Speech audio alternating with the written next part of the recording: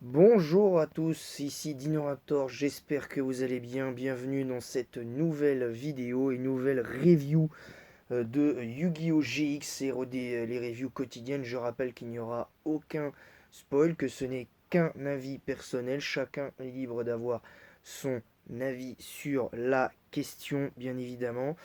Avant de commencer, j'aimerais reparler un petit peu des retours que certains d'entre vous m'ont fait par rapport à mon live sur Pokémon Pokémon Noir 1 hier. Alors, en soi, je peux comprendre les retours. Alors, attendez, hein, parce que je chasse une mouche en même temps et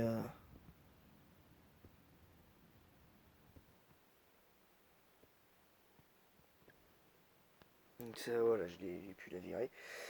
Bref, donc je disais, je peux comprendre que les longues introductions, ça puisse embêter parce qu'il n'y a pas l'expérience, du coup, le contenu du let's play passe un peu à l'as.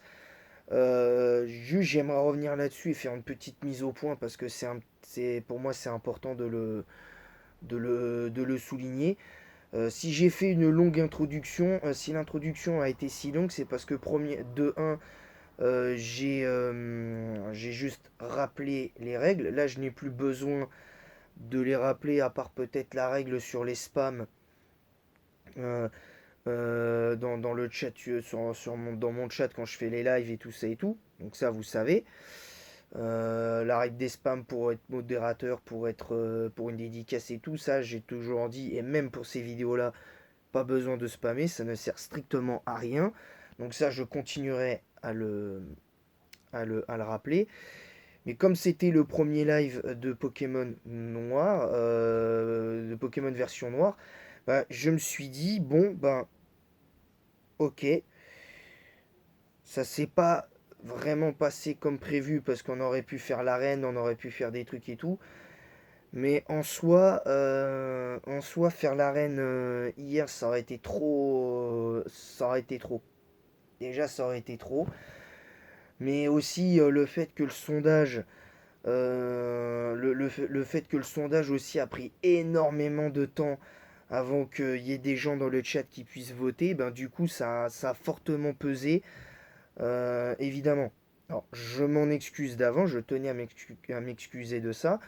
Mais sachez que chaque nouveau jeu chaque nouveau let's play Pokémon que je ferai, ça va être comme ça. Alors, évidemment, je précise que comme après Pokémon Noir 1, on fera Pokémon Blanc 2, je précise, là, il n'y aura pas besoin d'une longue introduction, on partira direct.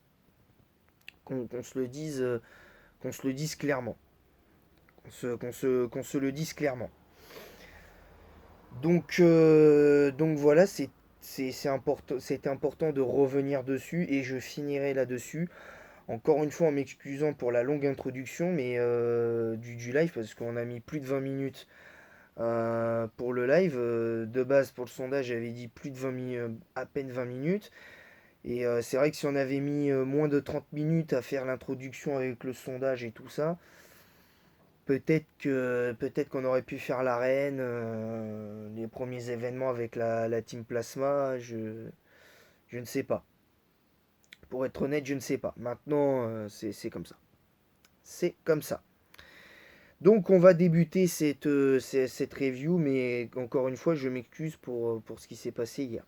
Je tenais quand même à faire une petite mise au point et que par exemple quand on fera la sixième génération parce que je ferai à la fois Pokémon X et Pokémon Y et Pokémon Rosa. Alors peut-être pas Rosa, mais au moins sur Pokémon Y, il y aura une introduction d'au moins 10-15 minutes, histoire de présenter un petit peu les bases, le programme du live et tout ça. Pendant que je joue. Par exemple, là je pense qu'on fera une longue introduction où je jouerai et ce sera peut-être mieux, je pense. Voilà. Et on va commencer avec la review des épisodes 9, 10 et 11 de Yu-Gi-Oh! GX. Alors, ce qui va être paradoxal, c'est que l'épisode 9, moi j'ai vraiment du mal avec celui-là parce que le scénario de l'épisode, enfin du duel surtout, est prévisible. Alors l'épisode en lui-même est bien, mais vous allez comprendre pourquoi je dis ça. Je suis moins fan de cet épisode à cause du scénario du duel, parce que sinon c'est un 18 sur 20 l'épisode de base. Mais je vais lui enlever 3 points, je vais lui mettre 15.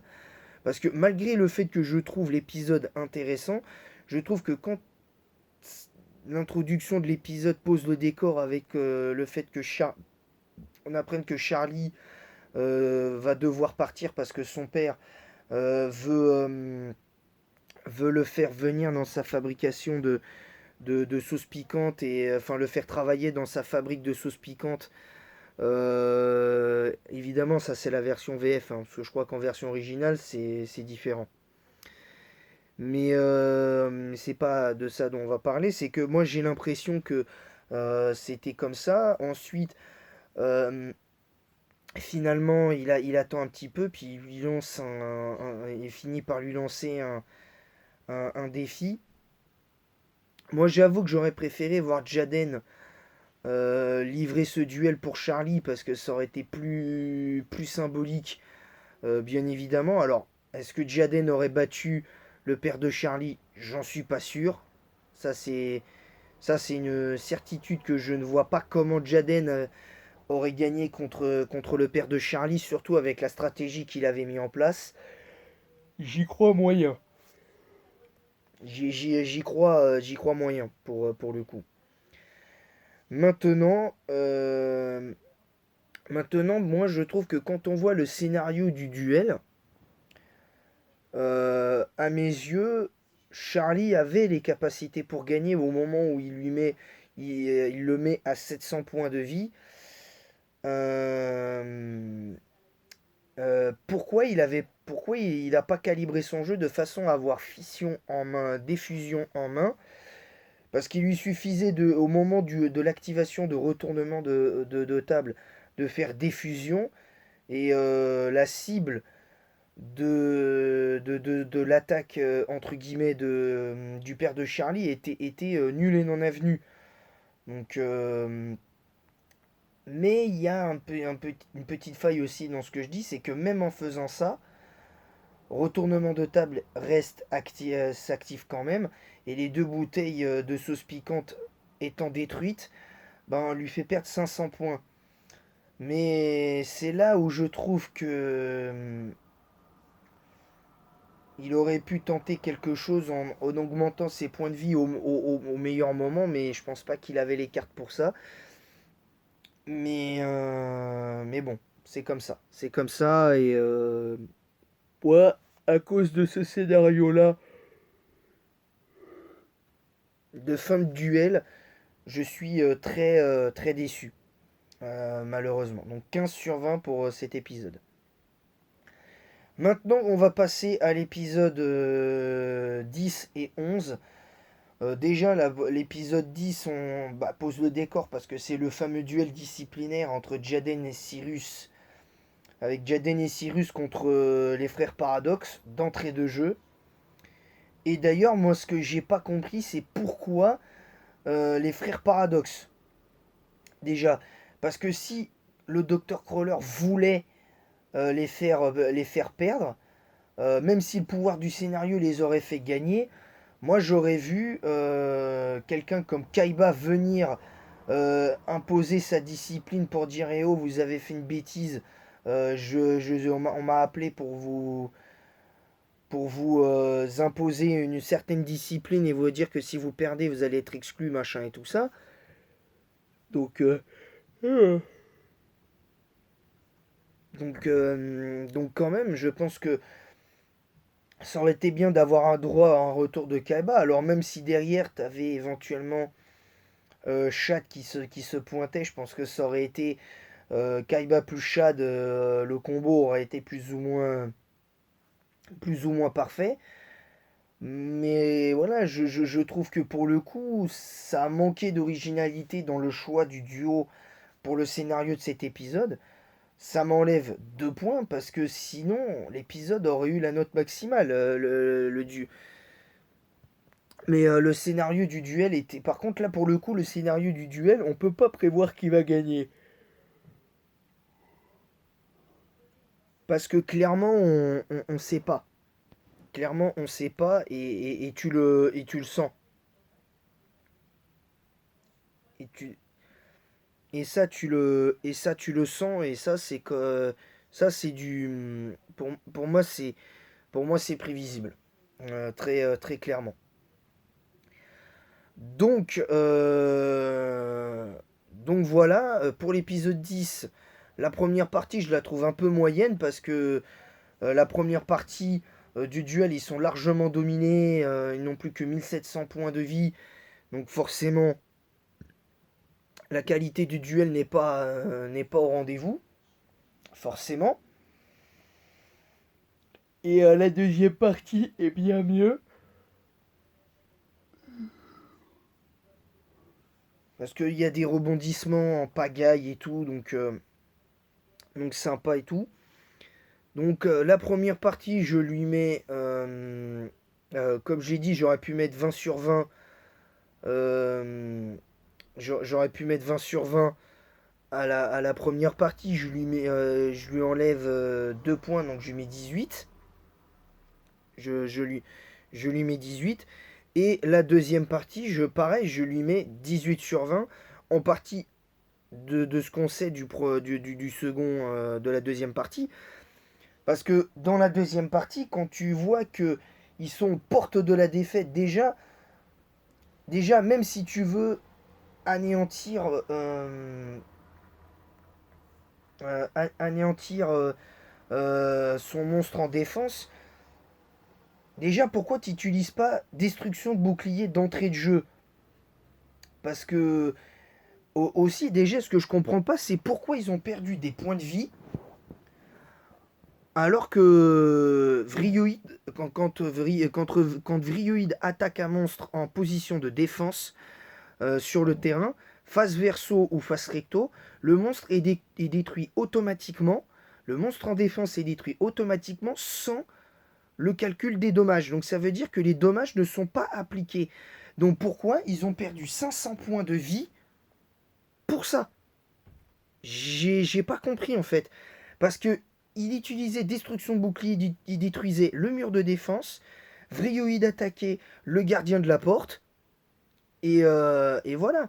Même si tu avais le même scénario, tu prenais pas énormément de dégâts derrière. Enfin, même si derrière tu te retrouvais à 700 points de vie à cause de la non-destruction de tempête, bah derrière,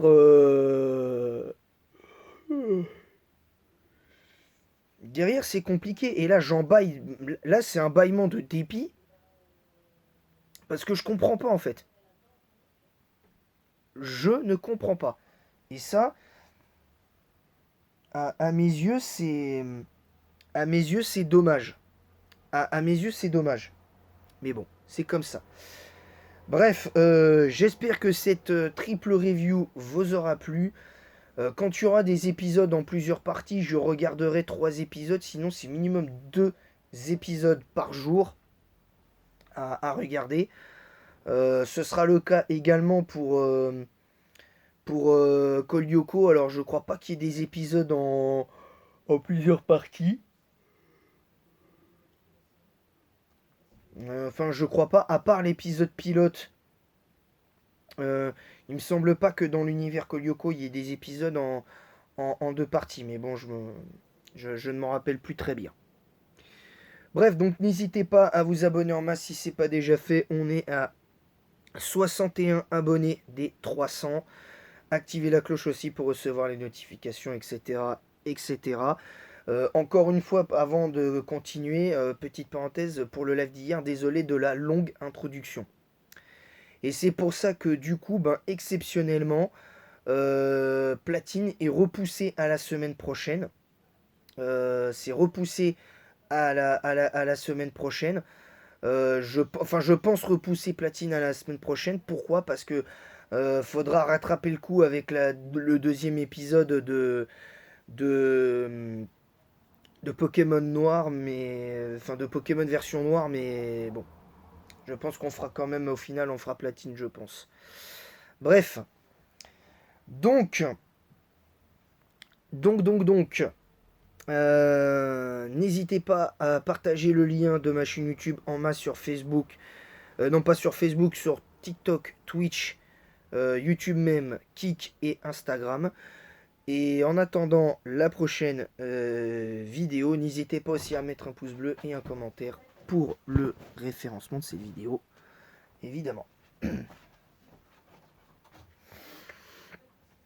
N'hésitez pas, faites pas attention à ce qui vient de se passer, n'hésitez pas à mettre un pouce bleu et un commentaire pour le référencement de cette vidéo. Et en attendant la prochaine vidéo, que la passion de Yu-Gi-Oh vous guide.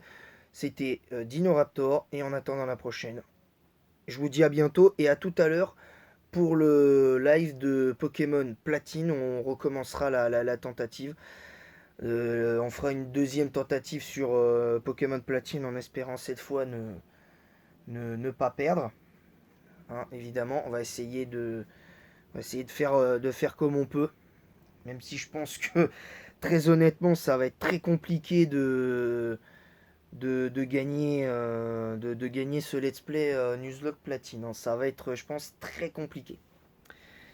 Voilà, donc c'est tout. Et en attendant la prochaine, je vous dis à bientôt les amis. Bye!